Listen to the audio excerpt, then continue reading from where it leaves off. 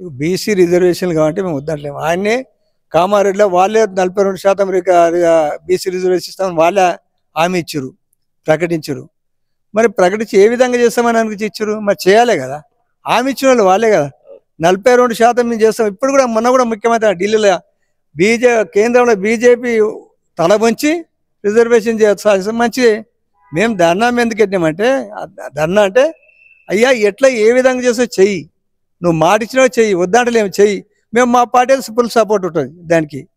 కానీ చేస్తావు ఎట్లా విధంగా అంటే ఏదో ఆర్డినెన్స్ తెచ్చి మేము తెచ్చినాం కానీ రాష్ట్రపతి ఆమోదించలేదు, లేక గవర్నర్ ఆమోదించలేదు, లేక కేంద్రం బీజేపీ కేంద్ర పార్లమెంట్లో కేంద్రం ఒప్పుకుంటుంది ప్రధానమంత్రి, వాళ్ళ ఒక మీద ఇందరి మోప నీకు కాదు. నీకు తెలియదా కాదని తెలియదా? ఇప్పుడు ఇంతకుముందు న్యాయమూర్తులు, మాజీ న్యాయమూర్తులు వాళ్ళు చెప్తున్నారు, మంచి ఇంటలెక్చువల్ చెప్తున్నారు కదా, ఇది సాధ్యం కాని చిత్తకాయదం అని చెప్తున్నారు. అంతకని అయ్యేదా?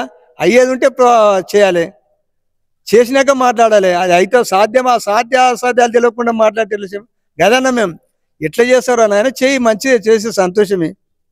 అప్పుడు తమిళనాడు అంటే ఆ ప్రభుత్వం జయలలిత గారు ఉండి, ముఖ్యమంత్రి ఉండి పోరాడి అన్ని పార్టీలు తీసుకుపోయి అప్పుడున్న ప్రధానమంత్రి పివి నరసింహారావు అనుకుంటా, ఆయనను ఒప్పించి మేము ఆయన ఇండియాలోనే ఉండము, మా తాన బీసీలు ఎక్కువ ఉండరు అని ఒప్పించి మెప్పించి అప్పుడు చేసుకున్నారు. కానీ ఇప్పుడు బీఆర్ చేసింది, మొన్న కొన్ని రాష్ట్రాలు చేసినాయి, సుప్రీంకోర్టు ఒప్పుకున్నదా? అది ఈయన గుర్తు కదా, వీళ్ళ గుర్తు కదా, గుర్తుండి అట్లా ఏం చేస్తున్నారు, అబద్ధాలు ఎందుకు ఆడాలి?